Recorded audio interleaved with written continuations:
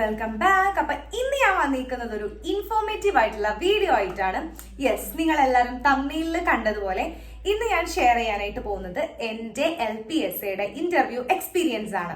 Actually ഞാൻ Malappuram ജില്ലയിലായിരുന്നു exam എഴുതിയിട്ടുണ്ടായിരുന്നത്. പക്ഷെ എന്റെ ഇന്റർവ്യൂ നടന്നിട്ടുണ്ടായിരുന്നത് കോട്ടയം ജില്ലയിൽ വെച്ചിട്ടായിരുന്നു. എന്റെ റിപ്പോർട്ടിംഗ് ടൈം 9:30 പക്ഷെ ഞാനൊരു 7 മണി 7:30 ആയപ്പോഴേക്കും കോട്ടയം PSC ഓഫീസിൽ എത്തിയിട്ടുണ്ടായിരുന്നു. എനിക്ക് തോന്നുന്നു നിങ്ങൾക്ക് കിട്ടുന്നതിനേക്കാളും ഒരു ഹാഫ് ആൻ അവർ മുന്നേ എത്തുന്നുണ്ടെങ്കിൽ അതാണ് ഏറ്റവും നല്ലത്. കാരണം എന്താന്ന് വെച്ചിട്ടുണ്ടെങ്കിൽ എന്റെ റിപ്പോർട്ടിംഗ് ടൈം 9:30 ആണെങ്കിലും അവര് അവിടെ പ്രൊസീജിയേഴ്സും കാര്യങ്ങളൊക്കെ ഏകദേശം 9 o'clock തന്നെ സ്റ്റാർട്ട് ചെയ്തിട്ടുണ്ടായിരുന്നു. അന്നേ ദിവസം ഏകദേശം 30ഓളം പേർക്കാണ് കോട്ടയം PSC ഓഫീസിൽ വെച്ച് ഇന്റർവ്യൂ കഴിഞ്ഞിട്ടുണ്ടായിരുന്നത്. 15 പേരടങ്ങുന്ന 2 ബാച്ച് ആയിട്ടായിരുന്നു ഇന്റർവ്യൂ നടന്നിട്ടുണ്ടായിരുന്നത്. ആദ്യം നമ്മളിരുന്ന ഹാളിൽ നിന്നവര് ഇന്റർവ്യൂ ചെയ്യാനുള്ള 15 പേരെ മാത്രം മറ്റൊരു ഹാളിലേക്ക് മാറ്റും. അവിടെ നമ്മളെ പ്രധാനപ്പെട്ട 4 രേഖകൾ നമ്മൾ ഹാജരാക്കേണ്ടതായിട്ടുണ്ട്. അതിൽ പ്രധാനപ്പെട്ട ഒന്ന് നമ്മുടെ ആധാർ കാർഡാണ്, അതുപോലെ നമ്മുടെ OTV സർട്ടിഫിക്കറ്റ്, ഇന്റർവ്യൂ മെമ്മോ, അതുപോലെ നമ്മുടെ ബയോഡേറ്റ. ഇന്റർവ്യൂ മെമ്മോയും ആധാർ കാർഡും OTV സർട്ടിഫിക്കറ്റും ജസ്റ്റ് ഒന്ന് വെരിഫൈ ചെയ്ത ശേഷം ഓൺ ദി സ്പോട്ടിൽ അവർ നമുക്ക് തിരിച്ചു തരും. ബട്ട് നമ്മളെ ബയോഡേറ്റ നമ്മളെ ഇന്റർവ്യൂ ചെയ്യാൻ പോകുന്ന ഇന്റർവ്യൂ ബോർഡ് മെമ്പേഴ്സിന് അവർ മുൻകൂട്ടി നമ്മൾ ഇന്റർവ്യൂവിന് കയറുന്നതിന് മുന്നേ അവർ കൈമാറിയിരിക്കും. അങ്ങനെയാണ് അവിടെ നടക്കുന്ന പ്രൊസീജിയേഴ്സ്. സോ നമ്മുടെ വെരിഫിക്കേഷനും കാര്യങ്ങളൊക്കെ കഴിഞ്ഞതിന് ശേഷം നമ്മളെ വീണ്ടും മറ്റൊരു ഹാളിലേക്ക് അവർ കൊണ്ടുപോകും.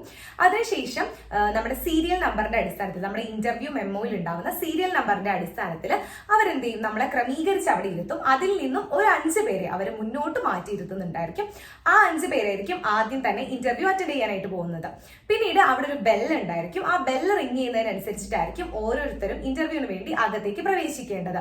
ഒരാള് ഇന്റർവ്യൂ അറ്റൻഡ് ചെയ്ത് കഴിയുമ്പോഴേക്കും ബെല്ല് റിങ് ചെയ്യും. അപ്പൊ നമ്മൾ മനസ്സിലാക്കേണ്ട കാര്യം എന്താണെന്ന് വെച്ചിട്ടുണ്ടെങ്കിൽ അത് നമുക്കുള്ള മെസ്സേജ് ആണ്, അടുത്തതായിട്ടുള്ള ആള് റെഡിയായി നിൽക്കുക, നമുക്ക് ഇന്റർവ്യൂവിന് കയറാനായിട്ടുള്ള സമയമായിട്ടുണ്ട് എന്നുള്ളതിന്റെ. അങ്ങനെയാണ് അവിടെ നടക്കുന്ന പ്രൊസീജിയേഴ്സും കാര്യങ്ങളൊക്കെ. ഇത്ര കാര്യങ്ങളാണ് നമ്മൾ അതിൽ ശ്രദ്ധിക്കേണ്ടതായിട്ടുള്ളത്. ഇനി എന്റെ പേഴ്സണൽ ആയിട്ടുള്ള ഇന്റർവ്യൂ എക്സ്പീരിയൻസും എന്നോട് ചോദിച്ചിട്ടുള്ള ക്വസ്റ്റ്യൻസും ഞാൻ നിങ്ങളുമായിട്ട് ഷെയർ ചെയ്യാം. ആദ്യം തന്നെ എന്റെ മുന്നേ ഇന്റർവ്യൂവിന് കയറിയിട്ടുണ്ടായിരുന്ന ടീച്ചർ പുറത്തേക്ക് ഇറങ്ങി. ആ സമയത്ത് സ്വാഭാവികമായിട്ട് നമ്മൾ നേരത്തെ പറഞ്ഞതുപോലെ എന്ത് ചെയ്യും, ബെൽ റിങ് ചെയ്യും. ഓഫ് കോഴ്സ് ഞാൻ അപ്പൊ എഴുന്നേറ്റു, ഡോറിന്റെ അവിടെ പോയി ജസ്റ്റ് ഒന്ന് ഓപ്പൺ ചെയ്തതിനു ശേഷം may I come in sir എന്ന് ചോദിച്ചപ്പോ യെസ് പ്ലീസ് കം എന്ന് പറഞ്ഞു. ഞാൻ അകത്തേക്ക് കയറിപ്പോയി.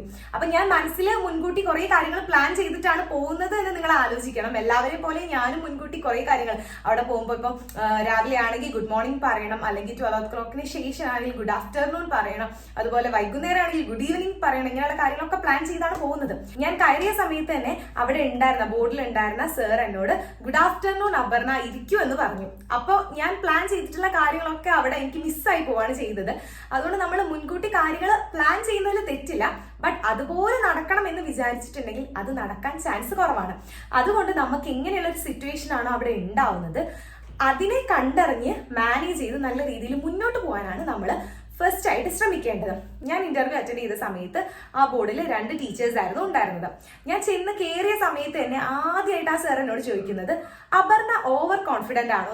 അപ്പോൾ ഞാൻ പറഞ്ഞു ഞാൻ ഓവർ കോൺഫിഡന്റ് അല്ല, ബട്ട് ഏതൊരു സിറ്റുവേഷൻ വന്നാലും ഞാനത് കോൺഫിഡന്റ് ആയിട്ട് നേരിടുന്നു. ആ സമയത്ത് ആ സാർ എന്നോട് പലതരത്തിൽ ചോദ്യങ്ങൾ ചോദിച്ചുകൊണ്ട് ആ സാറിന്റെ ഒരു നിലപാടിലേക്ക്, അതായത് ഞാൻ ഓവർ കോൺഫിഡന്റ് ആണ് എന്ന് ഞാൻ പറയുമെന്ന് കരുതിക്കൊണ്ട് പലതരത്തിൽ ചോദ്യങ്ങൾ ചോദിച്ച് ആ ഒരു നിലപാടിലേക്ക് എന്നെ എത്തിക്കാൻ വേണ്ടി ശ്രമിച്ചു.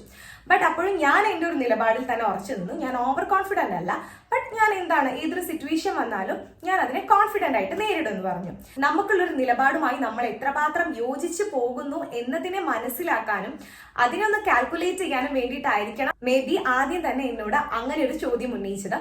പിന്നെ എനിക്ക് തോന്നുന്നു എന്റെ മുന്നേ ഇന്റർവ്യൂവിന് കയറിയിട്ടുള്ള എല്ലാവരും ജസ്റ്റ് ആ ഡോർ ഒന്ന് ഓപ്പൺ ചെയ്തതിന് ശേഷം സർ സർ എന്ന് വിളിച്ചിട്ടായിരുന്നു കയറിയിട്ടുണ്ടായിരുന്നത്. ബട്ട് ഞാൻ കുറച്ച് സൗണ്ടില് ഞാനിങ്ങനെ may I come in sir എന്ന് തന്നെ കംപ്ലീറ്റ് ആയിട്ട് ചോദിച്ചു. ചിലപ്പോൾ അതുകൊണ്ടും ആയിരിക്കാം. ഞാൻ അപ്പൊ ആ സമയത്ത് ഞാൻ ഒരൊറ്റ കാര്യം വിചാരിച്ചിട്ടുണ്ടായിരുന്നു, സ്വാഭാവികമായിട്ട് നമുക്ക് എല്ലാവർക്കും ഇന്റർവ്യൂ എന്ന് പറയുമ്പോൾ നല്ല രീതിക്ക് ടെൻഷൻ ഉണ്ടാവും. ബട്ട് ഏതൊരു കാര്യത്തിൽ നമ്മൾ കുറച്ച് യുണീക്കും അതുപോലെ കോൺഫിഡന്റും ആയിരുന്നാൽ കുറച്ചുകൂടി ബെറ്റർ ആയിരിക്കും. ചിലപ്പോൾ ഞാൻ എല്ലാവരിൽ നിന്നും ഡിഫറെന്റ് ആയിട്ട് കുറച്ച് ലൗഡർ ആയിട്ട് അങ്ങനെ ചോദിച്ചുകൊണ്ടായിരിക്കും എന്നോട് ഓവർ കോൺഫിഡന്റ് ആണോ എന്ന് ചോദിച്ചതെന്നും എനിക്ക് സംശയമുണ്ട്. ബട്ട് എനിക്കറിയില്ല. അത് കഴിഞ്ഞ സമയത്ത് ഉടനെ തന്നെ ആ സാർ എന്നോട് ചോദിച്ചു ഞാനിപ്പോൾ കറന്റ്ലി എന്താണ് ചെയ്തുകൊണ്ടിരിക്കുന്നതെന്ന്. അപ്പൊ ഞാൻ പറഞ്ഞു ഞാനിപ്പോ BA Malayalam degree 2nd year ആണ് പഠിച്ചുകൊണ്ടിരിക്കുകയെന്ന് പറഞ്ഞു. ഉടനെ സ്പോട്ടിൽ തന്നെ സാർ എന്നോട് ചോദിച്ചു എന്നാൽ അപർണയോട് ഒരു ചോദ്യം ചോദിക്കാം. ഒരു ദിവസം ക്ലാസ്സിലേക്ക് ഒരു കുട്ടി വന്നിട്ട് അപർണയോട് ചോദിക്കുകയാണ്, ടീച്ചറെ കടൽ വെള്ളത്തിൽ പൂഴി കലക്കരുത്, അപ്പോൾ അപർണ ഇതിന് എന്ത് മറുപടിയാണ് കൊടുക്കുക എന്ന് എന്നോട് ചോദിച്ചു. അപ്പൊ ഞാൻ ചോദിച്ചു, സർ ഞാനത് എക്സ്പ്ലെയിൻ ചെയ്ത് കൊടുക്കുകയാണോ ചെയ്യേണ്ടതെന്ന്. അല്ല, അപർണ അതിന് എന്ത് മറുപടിയാണോ കൊടുക്കുക ആ മറുപടി ഞങ്ങളോട് പറഞ്ഞാൽ മതി എന്ന് പറഞ്ഞു. സത്യം പറഞ്ഞാൽ ടെൻഷൻ കൊണ്ടാണോ കൺഫ്യൂഷൻ കൊണ്ടാണോ എന്ന് അറിയില്ല, എനിക്ക് അപ്പം അത് പറഞ്ഞു കൊടുക്കാനായിട്ട് സാധിച്ചിട്ടുണ്ടായിരുന്നില്ല. അപ്പൊ ആ സാർ എന്നോട് ചോദിച്ചു, മണ്ണിന്റെ പര്യായ പദങ്ങൾ ഏതൊക്കെയാന്ന്. സത്യം പറഞ്ഞിട്ടുണ്ടെങ്കിൽ പൂഴി എന്ന് പറയുമ്പോൾ മണൽ, മണ്ണ് എന്നൊക്കെ അർത്ഥം വരുന്ന ഒരു പദമാണല്ലോ.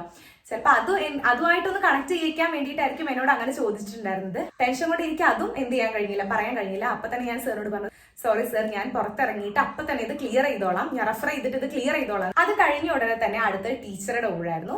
ടീച്ചർ രണ്ടുപേരും രണ്ട് പൊസിഷനിലായിട്ടാണ് ഇരിക്കുന്നത്. ഒരാൾ എന്റെ നേരെ ഓപ്പോസിറ്റ് ആണെങ്കിൽ അടുത്ത ആൾ ഇരിക്കുന്നത് നേരെ ലെഫ്റ്റ് സൈഡിലായിരുന്നു. അപ്പൊ നമ്മൾ എന്താണ് ഇങ്ങനെ ഇരിക്കുമ്പോഴത്തേക്കും നമ്മൾ രണ്ടാളുടെ അടുത്തേക്കും നമ്മുടെ ഐ കോണ്ടാക്ട് ഉണ്ടായിരിക്കണം. ഇപ്പൊ നമ്മൾ സ്വാഭാവികമായിട്ടും LP സ്കൂൾ ടീച്ചറിന്റെ തസ്തികയിലേക്കുള്ള ഇന്റർവ്യൂ ആണ് അറ്റൻഡ് ചെയ്യുന്നത്. കുഞ്ഞു കുഞ്ഞു പിള്ളേരായിരിക്കും നമ്മൾ പഠിപ്പിക്കേണ്ടത്. ആ സമയത്ത് നമ്മൾ ഐ കോണ്ടാക്ട്, നമ്മൾ ക്ലാസ്സിൽ എങ്ങനെയാണ് കുട്ടികളുമായിട്ടുള്ള കമ്മ്യൂണിക്കേഷൻ നടത്തുന്നത്, ഇങ്ങനെയുള്ള കാര്യങ്ങളൊക്കെ ആയിരിക്കും മെയിൻ ആയിട്ട് അവരവിടെ ഫോക്കസ് ചെയ്ത് നമ്മളെ ടെസ്റ്റ് ചെയ്യുന്നത്.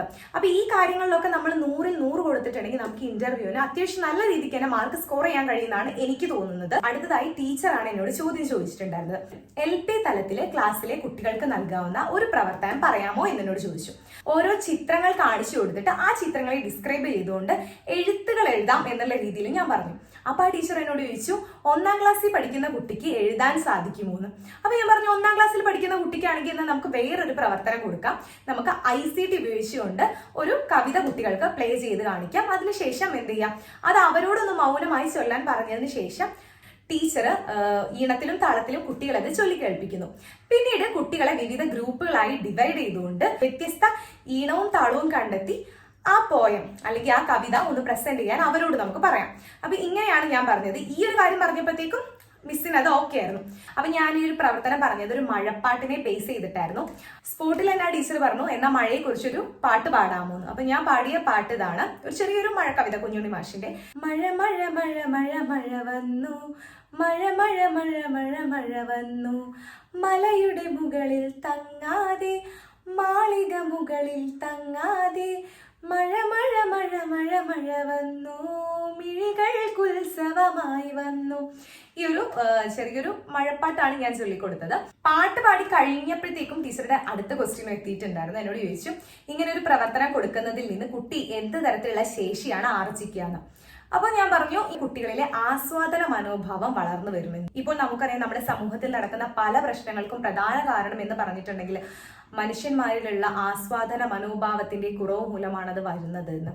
അപ്പൊ ഞാൻ ആദ്യം തന്നെ പറഞ്ഞു, റീസൺ എന്ന് പറഞ്ഞിട്ടുണ്ടെങ്കിൽ കുട്ടികളിൽ അല്ലെങ്കിൽ വളർന്നു വരുന്ന ഈ ഒരു കുഞ്ഞു തലമുറയിൽ ആസ്വാദന മനോഭാവം നമുക്ക് ഇതിൽ നിന്ന് വളർത്തിയെടുക്കാമെന്ന് പറഞ്ഞു. ഉടനെ ടീച്ചറുടെ അടുത്ത ക്വസ്റ്റ്യനും വന്നു, അതിന്റെയും കുറച്ചും കൂടെ ഉയർന്ന തലത്തിൽ കുട്ടി എന്ത് ശേഷിയാണ് ആർജിക്കുക എന്ന്. ഞാൻ പറഞ്ഞു, കുട്ടികൾ ഓരോ കവിതകളാണെങ്കിലും പാട്ടുകളാണെങ്കിലും അത് വ്യത്യസ്ത ഈണവും താളവും ഒക്കെ കണ്ടെത്തി കുട്ടികൾക്ക് ചൊല്ലാൻ കഴിയുമെന്ന് പറഞ്ഞു. അത് കഴിഞ്ഞപ്പോഴത്തേക്കും ടീച്ചറുടെ അടുത്ത ക്വസ്റ്റ്യൻ എത്തിയിട്ടുണ്ടായിരുന്നു, അതിന്റെ ഉയർന്ന തലത്തില് കുട്ടി എന്ത് ശേഷിയാണ് ആർജിക്കാന്ന്.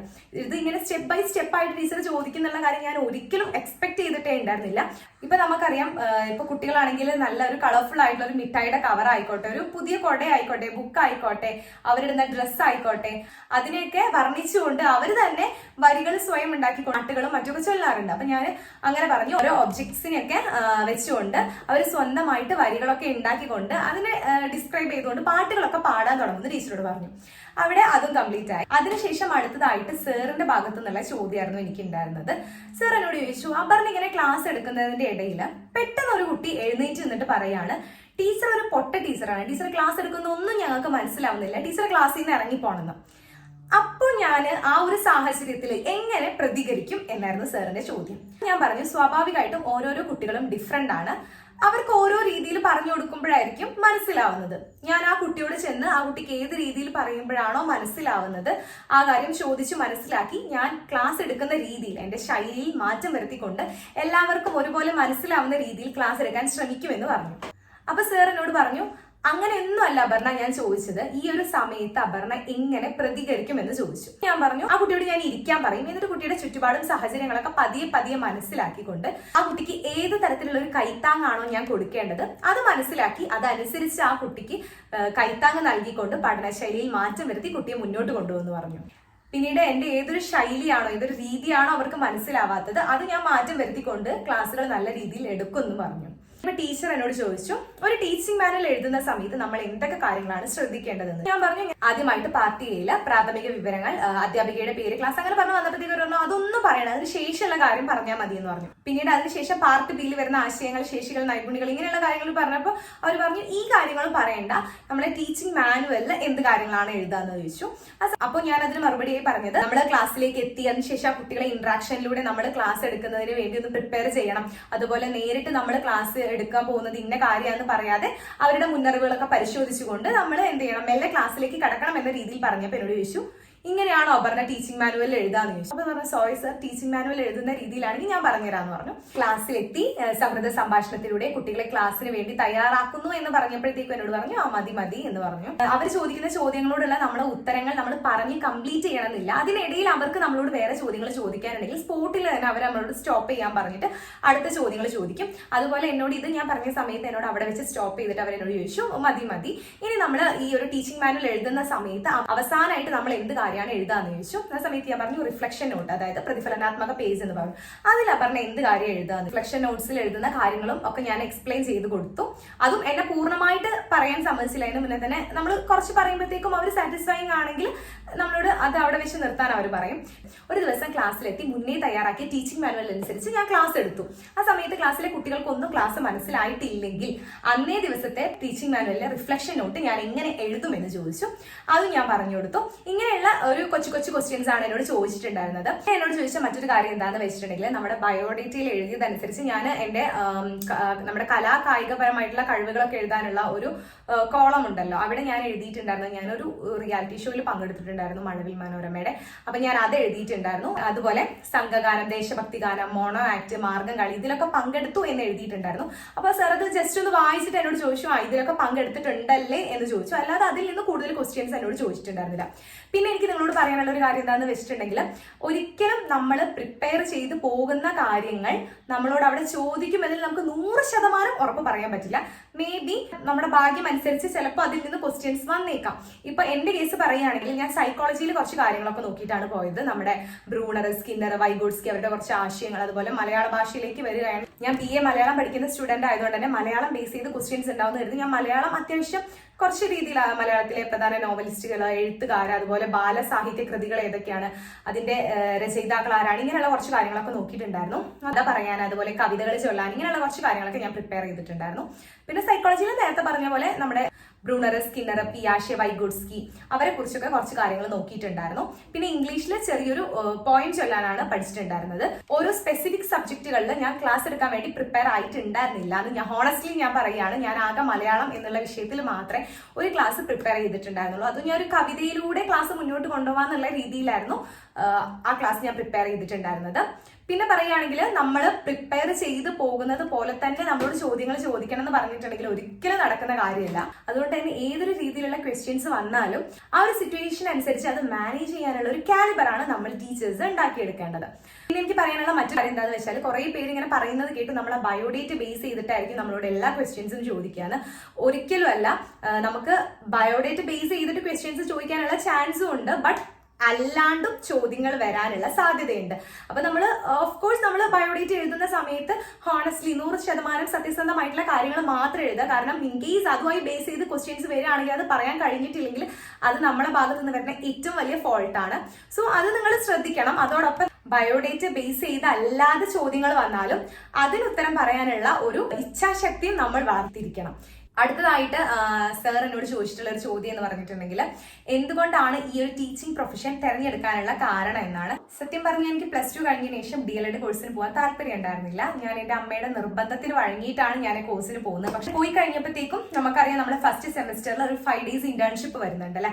ആ സമയത്ത് കുട്ടികളോട് കൂടുതലായിട്ട് ഇന്ററാക്ട് ഒക്കെ ചെയ്ത സമയത്ത് അവരുടെ ടീച്ചറെ എന്നുള്ള വിളിയൊക്കെ കേട്ട് കഴിഞ്ഞപ്പോഴത്തേക്കുമാണ് എനിക്ക് ഈ ഒരു പ്രൊഫഷനോട് കൂടുതൽ താല്പര്യവും ഇഷ്ടവും തോന്നിയത് എന്നുള്ള കാര്യം ഞാൻ അവരോട് പറഞ്ഞു. ബയോഡേറ്റ് ബേസ് ചെയ്ത് ക്വസ്റ്റ്യൻസ് ചോദിക്കുന്ന സമയത്ത് അതിന് ആൻസർ പറയാൻ കഴിഞ്ഞിട്ടില്ലെങ്കിൽ അത് നമ്മളെ ഭാഗത്തു നിന്ന് വരുന്ന ഏറ്റവും വലിയ തെറ്റാണ്.